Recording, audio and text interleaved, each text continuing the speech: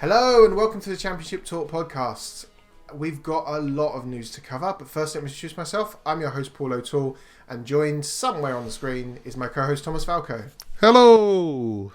I really big you up there, didn't I? So we're going to start with, there has been a lot of news, and I think we can't really see past, no one can see past COVID and the impact it's having on sport, life in general, and it's looking like a bleak picture. But we thought we would do is give sort of the best possible outlook, no, not outlook, best possible current perspective on where we are following football through COVID and the effects it's had. Starting with Rotherham, because obviously they were the first team to have a game postponed due to a COVID outbreak and numerous positive COVID tests. Paul Warne did a really good interview where he said they followed all the government advice. Two of the games have been postponed while the players and the training staff were self-isolating for a period of 9 to 10 days. That means that the players come back and they are going to be expected to play their fixture tonight. He said he was really concerned because obviously the players hadn't been able to train properly to their normal standards. Obviously, Rotherham were a team that have got quite a depleted squad due to normal injuries, run-of-the-mill, high workload type injuries.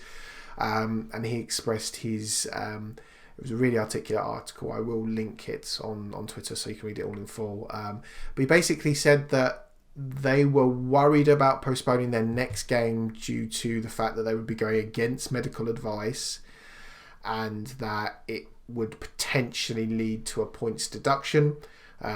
So they've gone ahead with the game with Barnsley tonight. However, this is kind of the first of this rolling situation. When you read that article, Paul speaks quite articulately, doesn't he? He does. He's a very articulate young manager, shall we say, because he is still relatively young for a manager. You can understand the frustration and the concern. Obviously, the health of players must come first, but to be fair and possible repercussions, it wasn't just a points penalty they were discussing, there was also financial implications as well. There were fines talked about as well in that interview. We were talking off air, weren't we, just a minute ago? We don't want to be too much doom and gloom because we want to be a little bit of escapism for people out there as well as ourselves when it comes to COVID. It is this. I think this is just a start, isn't it, of a very tricky time. You've read the news or heard the news or seen the news where hospitals are now starting to be pushed to capacity, and the problem with this case, going back to the football side of it, was as well as the Millwall situation and the cases we're going to talk about in Leagues 1 and 2 in a couple of moments, is that these clubs possibly they shouldn't be fearing points, penalties and fines because health has to come first, doesn't it? And we talked about it last week and the week before where other clubs, I think the Ipswich staff, the Ipswich physio was talking about, and now I know the Rochdale medical team have come out and said, but there needs to be more done in terms of a circuit breaker because the cases are becoming more and more prevalent. Just going on to the Premier League for a minute, Paul, I've got the stats here in front of me just to give us a rough idea. There was a game called off in the Premier League as well, wasn't there? Because it just goes to show that it is affecting every walk of life, whether it be non-league to the Premier League. The game between Everton and Manchester City was called off yesterday. Was it yesterday? Really short notice. Wasn't the 4 hours because Manchester City have an outbreak there. The Premier League announced, but there were tests done. I'll just read on my piece of paper here. 18 positive tests from 1,479 tested players and staff. That's 1.22%. But when that 1.22% is now starting to lead to games being postponed, this becomes an issue where, as we go back to Paul Warne, you shouldn't be worrying as a football manager or a club of fines or other repercussions because you can't fulfill a fixture. Then they're not doing it for any sort of gain whatsoever. No, and Paul you Warne hit the has nail said, on the this is head. important to say, sorry Paul to talk over you, but Paul Warne has said in his interview as well that he does not want games postponed. This is not a case, you remember the He case said of, that twice. this is the case of Middlesbrough back in the 90s, weren't it, when they asked for a game to be postponed because of illnesses and whatever, and they lost points, and that ultimately ended up getting them relegated from the Premier League under Brian Robson. He's not doing this for tactical gain or anything like this. He's just thinking of the welfare of his players and other clubs as well. He was saying that after the postponement of the Derby game, more players who would have been involved in that game actually tested positive, didn't he? So he said, thank God that didn't go ahead, because then another squad would have been affected as well. Derby would have been affected by that as well. So this is the situation we find ourselves in now as a society, whether it be professional sport or in general, again, talking about other things as well. I don't know if I'm going back to work on the 4th of January working in education. Obviously, you work in a very customer-orientated business as well, so your immediate future is not quite clear. Football is a nice escape to have, isn't it, at this moment in time? But when players are starting to come down, and we heard of the effects with Jamal Lascelles and who was the other? Saint Maximin as well, and the effects it's having on them, the long-term effects that we probably don't know a lot about yet as well. Yeah, I think questions need to be asked in the coming days and weeks, don't it? We're not advocating football to be stopped, full stop, but something needs to be done in order to. Well, we were talking about even for this podcast. So, peek behind the curtains. Obviously, we're recording today, which is Tuesday the 29th. We're going to be recording next week, which then leads into the FA Cup games. You say people don't want doom and gloom. Sometimes people want to hear our opinions. What I think is going to happen, and what I genuinely think is going to happen, is we're going to have a very tight restrictions imposed. I would be stunned if sport continues for at least a month, and I think that we won't see those FA Cup fixtures played until February. You're talking very small teams playing very big teams. Further down the pyramid you get, the less testing there is. I would be stunned if certainly the FA Cup games go ahead sort of from then, maybe even New Year's Day's fixtures, given on what potential announcements from tomorrow. When you look, and again, I'm not patronising any of our listeners, but when you look at the potential rise in cases, by probably the middle to end of next week, we'll probably be looking at 100,000 cases a day. When you look at the exponential growth and you look at the data, unfortunately, the world I live in, data seems to mean quite a lot to me. When you then couple that football is a nice to have, football is a nice distraction, and then we're getting teams, squads adding to this infection rate, you stop football. Simple as. You stop football. And as much as I don't want that to happen, we love doing this podcast. We love the distraction because, God, it is a distraction for us, probably as it is for you, people watching us on YouTube or listen to us on the podcast. And we certainly aren't advocating that this is what we want.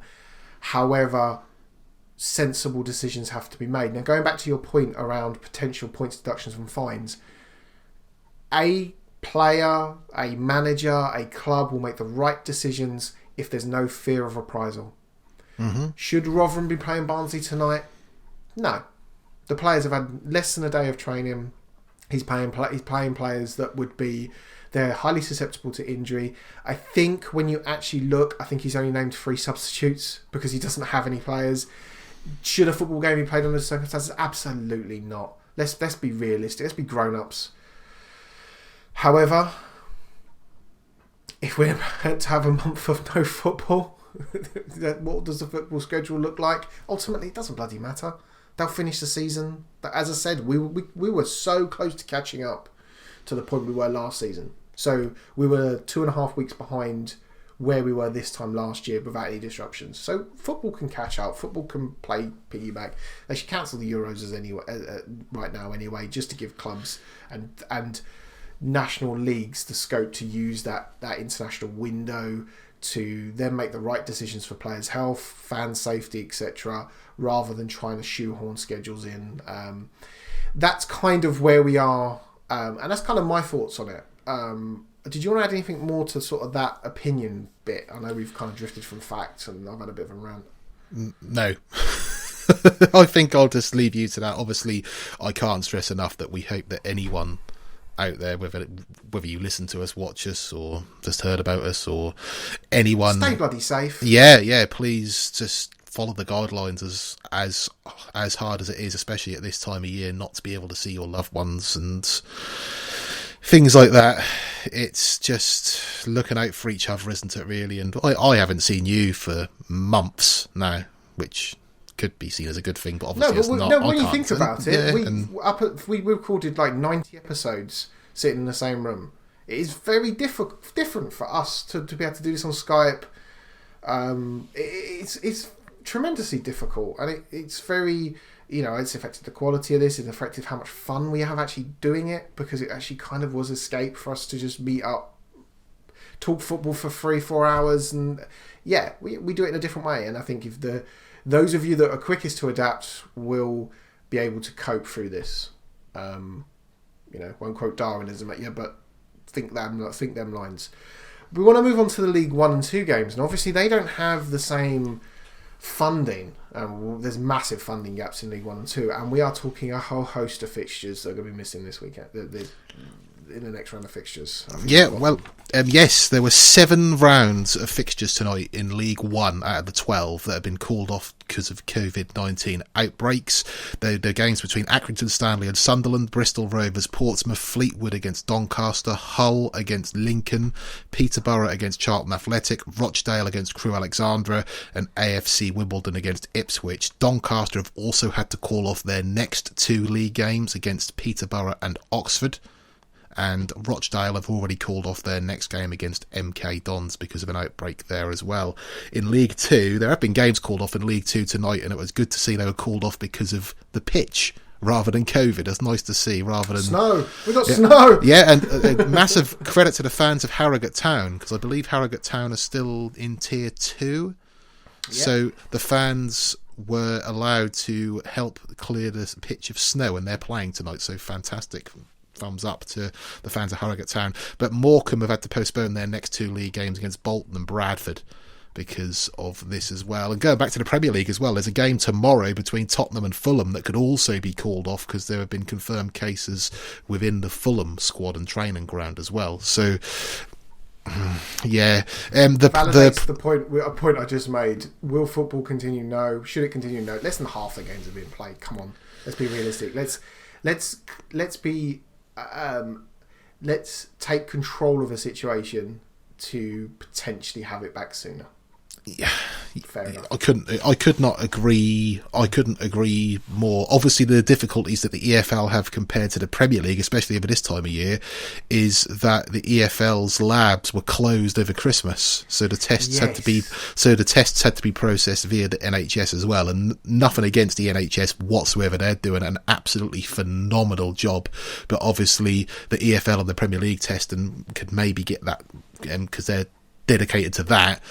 And so they get the results back a bit quicker than the time it would do if they were within the NHS as well. So that's why some of these games being called off at later stages. Again, nothing against the NHS. They are doing a phenomenal job. Absolutely phenomenal job. But that's the issue that the Football League teams have in this as well.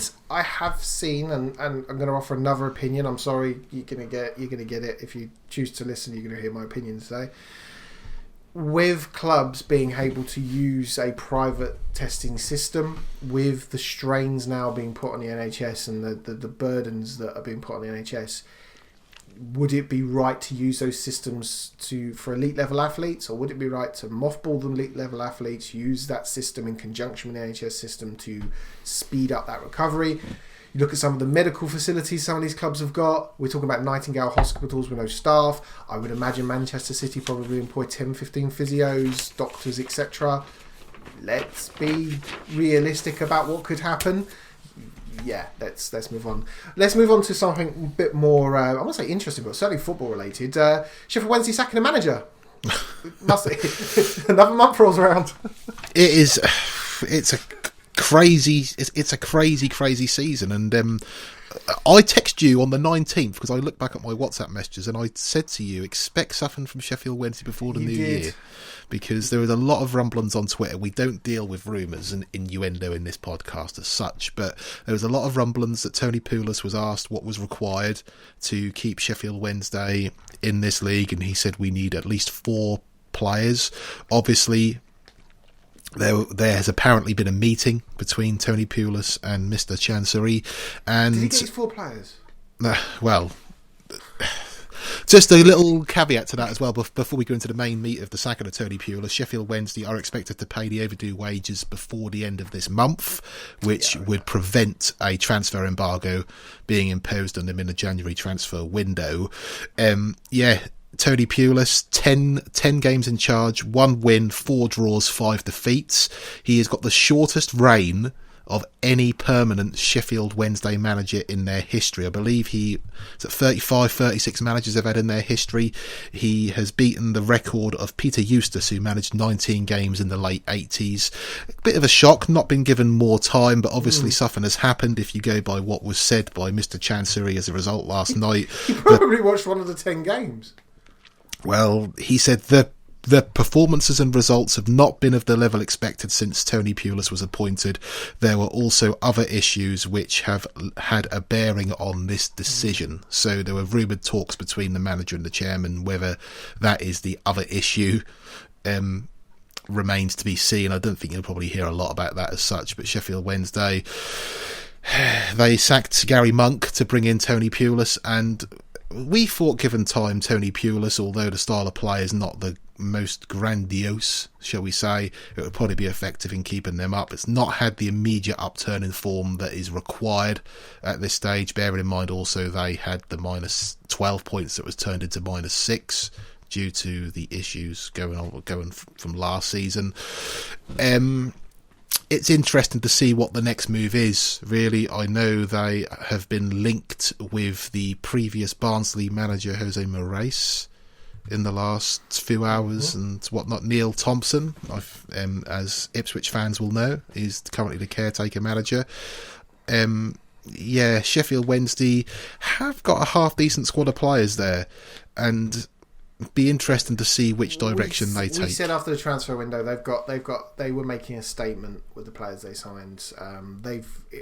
I think you're actually doing them a disservice. They're half decent. I think they've actually got a team that's capable of competing, and I think that Mr. Chancery sees that, and that's the job description. And it's a bit of a joke, but you kind of think, why would you hire Tony Pulis in the first place, knowing that he's going to want to bring in players that play his brand of football?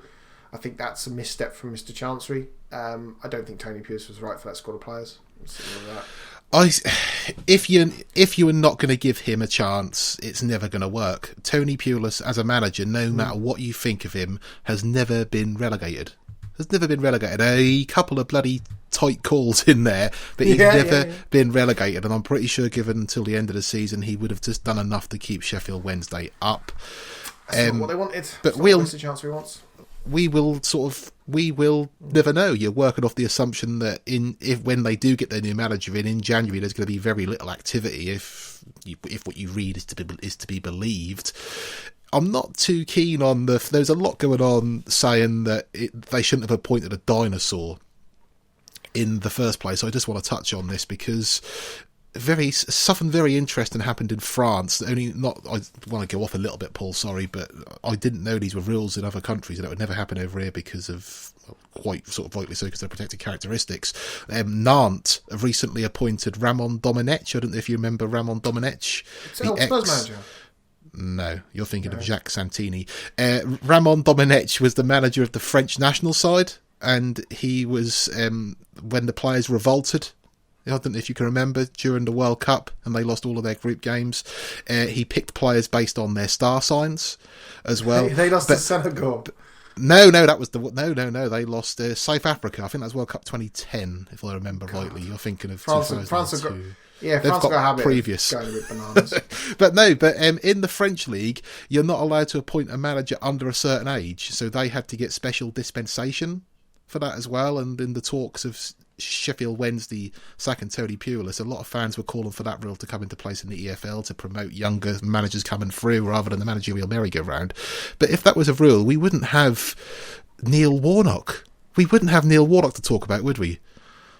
The word dinosaur implies out of touch. Well, Neil Warnock, given the success he's had, I think he's probably the most in touch manager that everyone's got.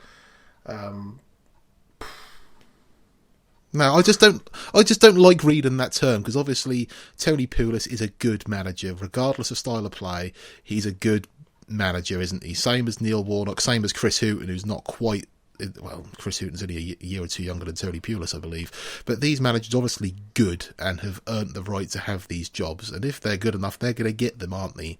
So I just don't like that term. I just don't like that term, sort of dinosaur. It was aimed at Martin O'Neill when he was manager of Forest as well. It's just a case of sometimes managers don't fit into certain clubs, but you've just got to look at the long and hard cold fact of it. Is Tony Pulis done them? Did he underachieve as manager of Middlesbrough? You look what they done when they got rid of him and changed the style of play the following season. They almost went down, didn't he? So although it wasn't great, he got them to the cusp of the playoffs. Should have done better with the squad they had, granted, but got them to the cusp, changed the manager straight down, took Neil Warnock in to rescue him. He'll be back at some level, but obviously wasn't the right fit for Sheffield Wednesday. And I hold my hands up. I thought he would be, but I thought he'd be given the commodity of time, and obviously he hasn't. It's not worked out. Very interesting to see which route Sheffield Wednesday take from here. But again, similar situation to the Watford situation. Are they going to become a club where they're going to have to go further afield to find managers because you're not given the time? And I speak as a Forest fan from that as well. We'll get on to how Watford's new manager did against the league leaders. So that concludes the podcast. We do really apologise for the slightly negative way that the podcast come across. That isn't a negative. It isn't certainly anything we want to happen, and we're just being realistic with the facts and how we interpret them going forward. Love to be wrong. Love to be sitting here next week looking at FA Cup fixtures. I really, really would. Hopefully you've managed to get some enjoyment from this, and hopefully it hasn't been too negative. As always, leave us a like if you like the podcast. Check out the history of Blackburn Rovers. Fascinating. Really, really was fascinating, that episode. In 2 weeks' time, we're going to be doing the history of Bournemouth and in Bristol City. And they're going to be really interesting clubs to delve into as well. Obviously, one team spent a lot of time in the Premiership, or one team spent a lot of time sort of League One and Championship level. So really good to kind of go through and look at the history of both of those clubs.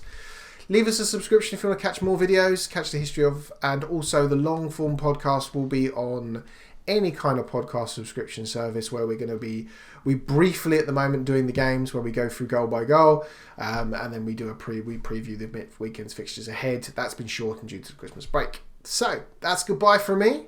It's goodbye from me. And we will speak to you all next week, hopefully after a great weekend of fixtures. Bye everyone. Bye.